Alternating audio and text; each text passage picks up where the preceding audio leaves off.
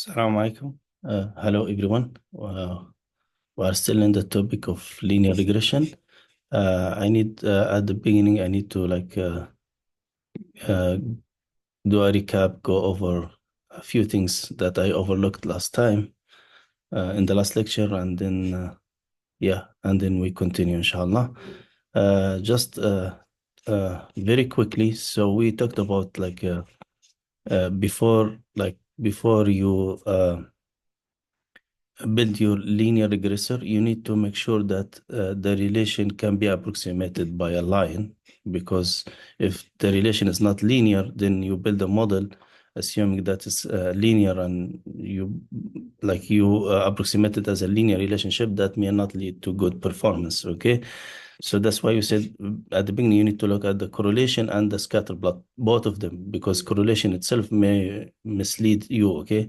So for example, here between attitude and the square of attitude, so the correlation was very high, though the relation is not a really linear relationship, because all of the values here for attitude are positive values. So we are at the positive side. And when you square them, okay, so as x increases for positive values, x square increases. So there is a that is captured. Okay, so nonlinear relationships not always are captured, but for this case it is captured. So the correlation is so high.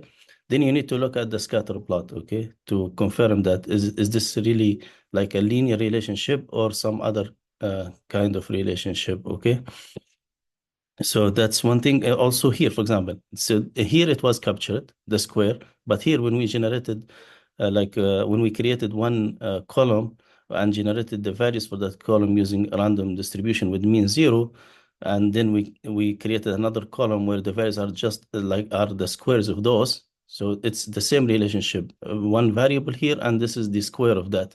And the relation and the correlation is not capturing that relationship. As you see, the correlation is very weak between these two.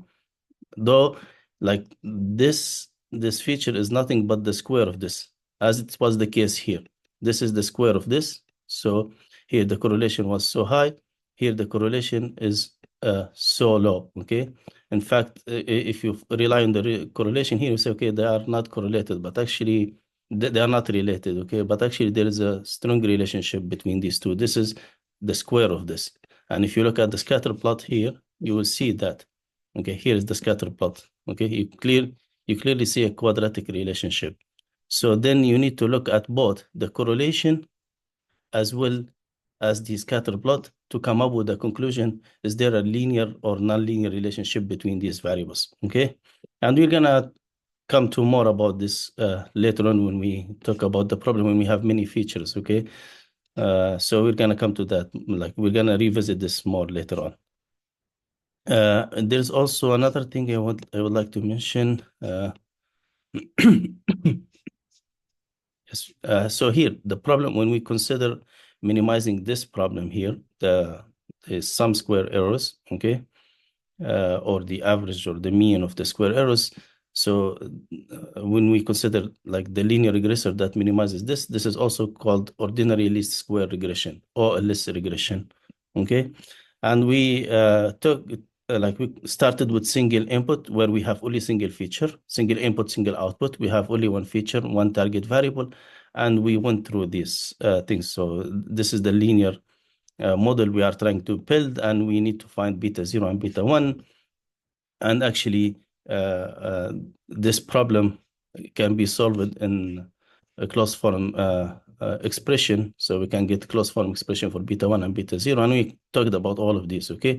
As well as, yeah, so I think we stopped at, let me remember where we stopped. Yeah, one more thing I would like to mention here. As you can see here, when we call the fit function to train, okay?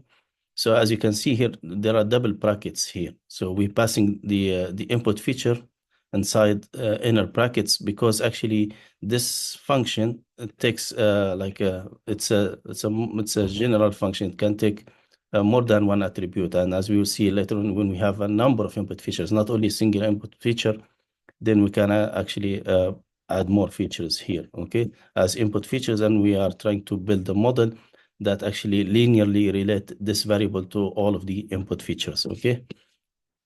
So these are some of the things I wanted to mention, and actually last time we stopped here.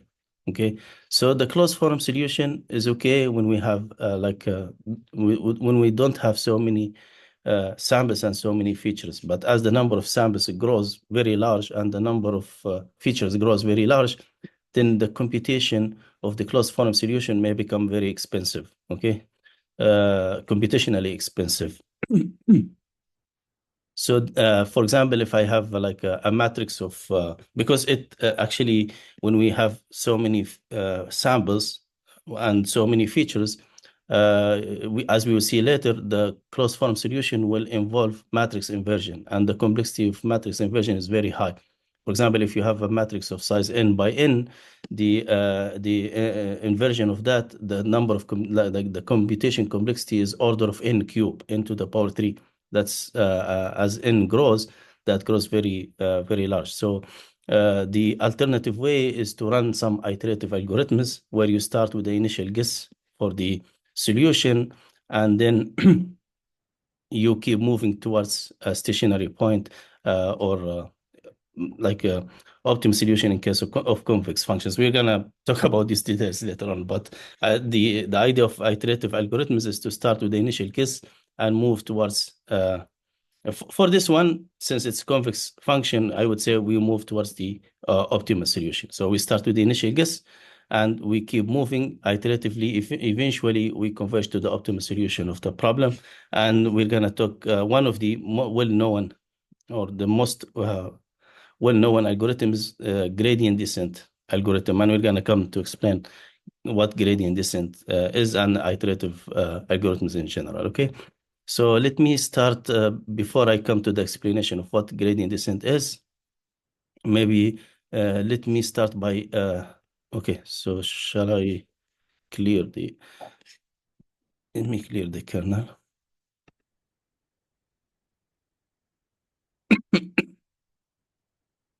Okay, so we run this. So this is an example we're gonna work with. This is the input variable X, and this is the target variable Y. Okay, so we're plotting the relationship here between X and Y. And we can see like this relationship can be approximated by a linear relationship. So, okay. So then we're going to build a linear regressor. Okay. So where Y will be equal to beta 1 X plus beta 0. So we need to compute beta 1 and beta 0. Okay. We can, as I said, solve this problem and we come up with a closed formula for beta 1 and beta 0. But here we're going to first look at how this function look like, okay, before we even talk about gradient descent.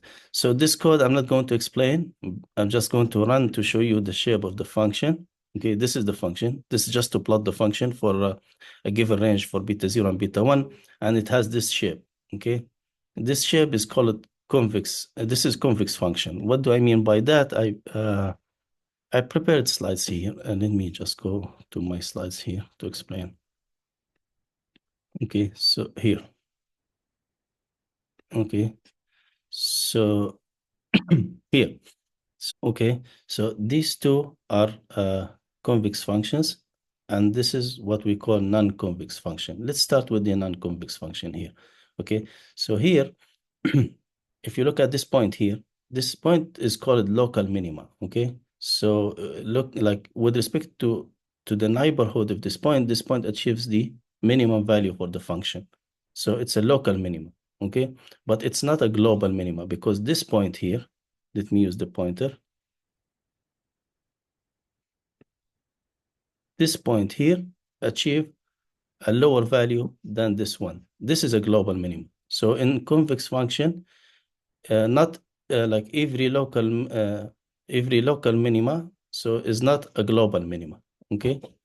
While if you compare it with this one, this is a convex function. So every local minima here, every point here is a local minima as well as a global minimum. Because if you look into the neighborhood of every point here, there's no other point that achieves a lower value for the function than itself, and it's also a global minima. There's no other point achieves a lower value than the one that's achieved by every point here. So here, every local minima is a global minima. Here, this function is convex. In fact, this is even strictly convex. There is only one minima, okay? And actually, our function, the one that we are minimizing here, the sum square errors, is of this type. So it's a strictly convex function. And this has nice properties. Okay, if we start with the initial guess,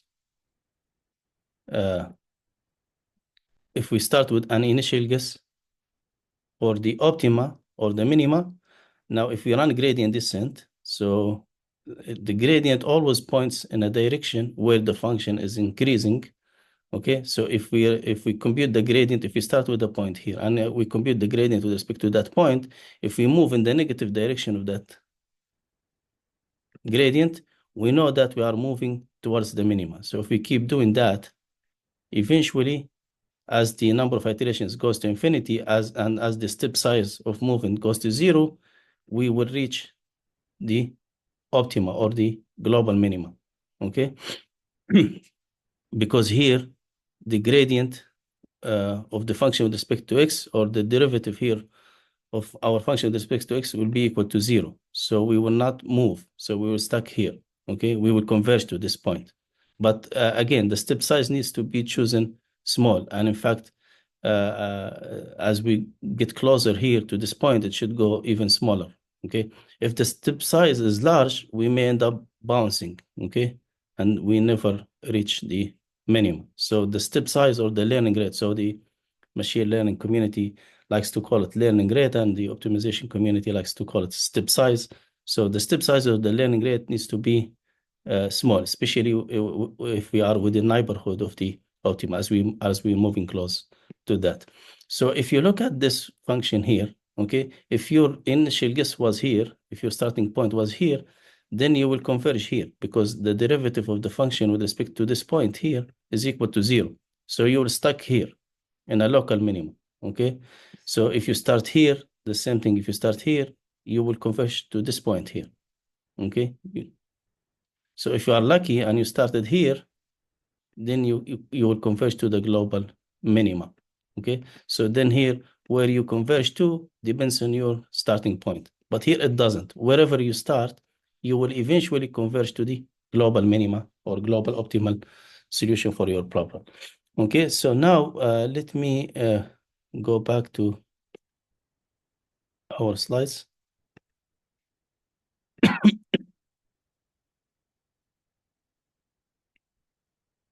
Okay, so here, okay, so here we compute beta 0 and beta 1 using Python.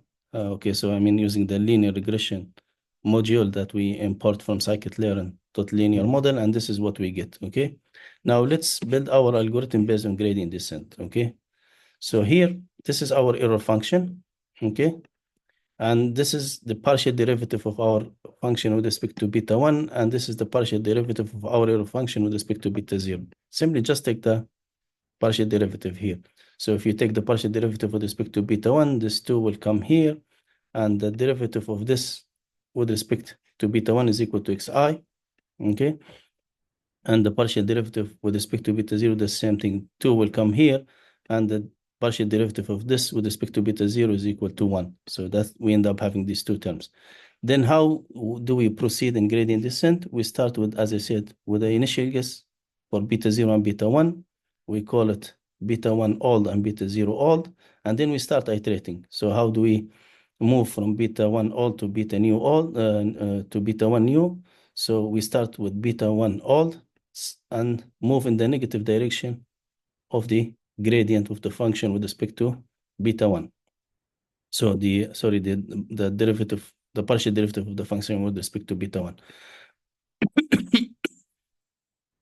Okay, so this is how we do it. Beta 1 new is equal to beta 1 old minus the learning rate or the step size times the partial derivative of our function with respect to beta 1. So if lambda is chosen to be small enough, then we guarantee that beta 1 new is closer to the optimal solution than beta 1 old. Same thing applies for beta 0 new.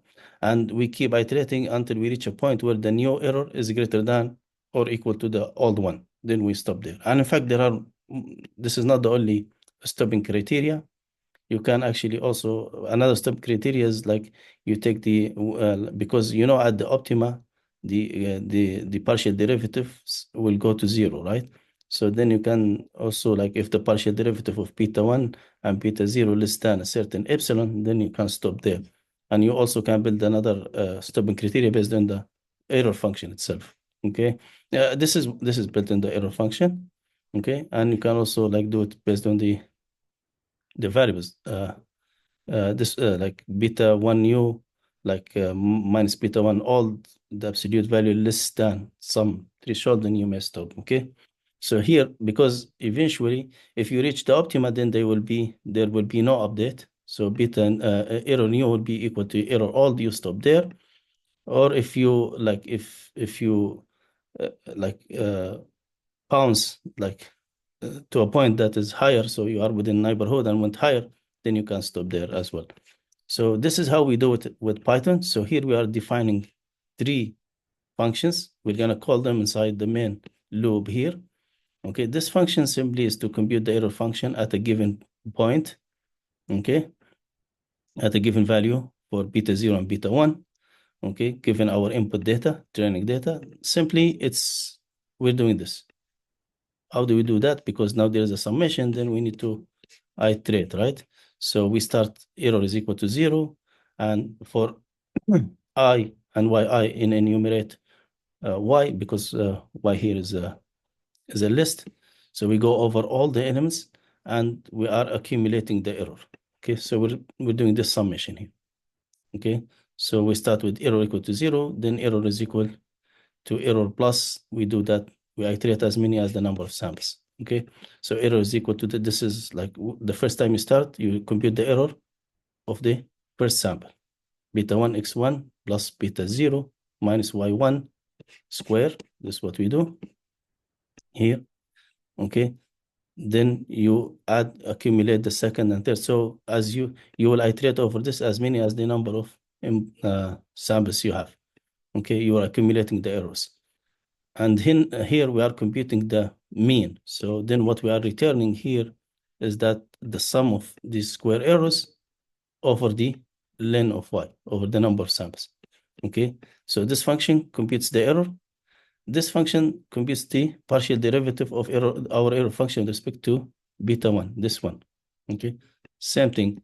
So it's just like the difference between this and that is what we are summing. Okay, so we're here. This is the partial derivative of our error function with respect to beta 1 and beta 0 given the ith sample. So we start with e equal to 0 and we accumulate all of this. Okay, we're summing over all the samples. Okay, and then what we are returning is 2 times that divided by the number of samples n, because there is 2 here that's coming from the derivative. Okay. So this function computes the partial derivative of our loss function or error function with respect to beta 1. This does that with respect to beta 0. Okay, the only difference here, we're not multiplying with xi because there's no multiplication here, but it's the same idea. So now this 3 function will be calling inside the main logic here.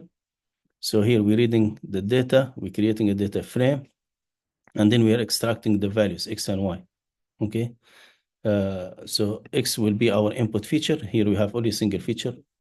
So in our data we have 2 columns. Okay, remember the data. This is the data here.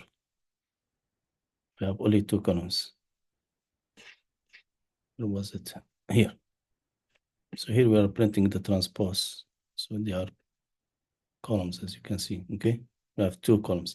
This is the input feature, and this is the target variable. Okay.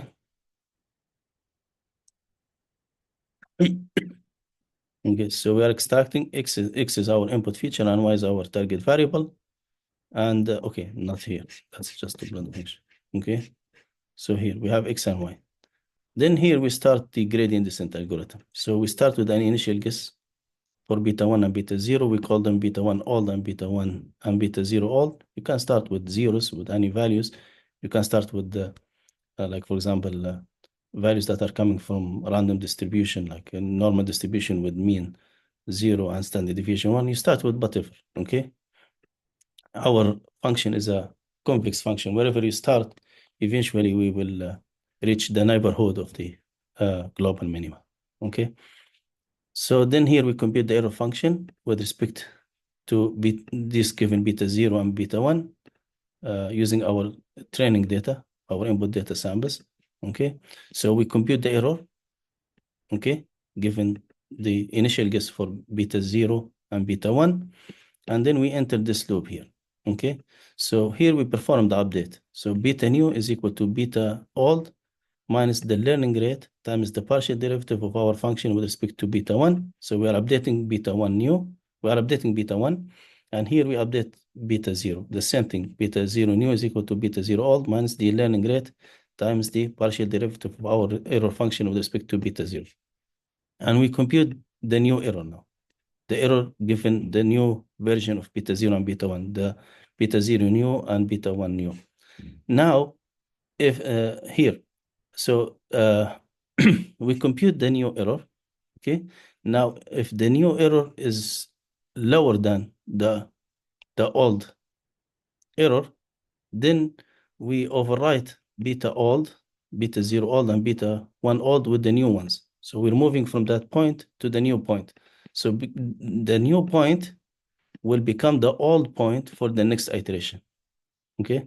The new point, the ones that we computed, the new ones, will become the old for the next iteration, and we keep iterating, okay? As far as the error function is decreasing. So when the new error function is less than the old error function, then we keep moving. So then we like override the old version of beta olds with the new ones, because the new ones will be the old ones for the next iteration, and we keep iterating. When we reach an iteration where the new error is greater than or equal to the old one, then we need to break there, okay? So, and we need to actually, now we have updated betas, right? We updated the betas, okay? We came up with beta new and beta 1 new and beta 0 new, but when we computed the new error, we found that the new error is greater than the old one. Then we actually go back to our old betas. We don't take this update. So the new betas, the new beta 0 and beta 1 will be equal to the old one, and we break, okay? So that's so when we reach a point where the error is greater than the previous error, okay, greater than or equal, then we don't take the new update. We just go back to the old update. The new update will be equal to the old update. So we will overwrite the new updating step. We will go back to the old ones, okay? And then we break. That's it. So if we run this is what we get here. So in fact, this is what we are plotting here. This is the error. So what we are printing out, this is the error at the optimal point. And these are beta 0 and beta 1 for the optimal point. Minus 10.26, 3.97. If you look here, we're getting the same, minus 10.26 and 3.98. Okay. So that's it. So this is how we implement gradient descent when we have only a single input feature attribute. Okay. So next one is multiple input, single output. Here, when we have like many features, okay, not only a single feature. But let's stop here for today. We will start this next time, inshallah. Thanks for watching. Assalamu alaikum.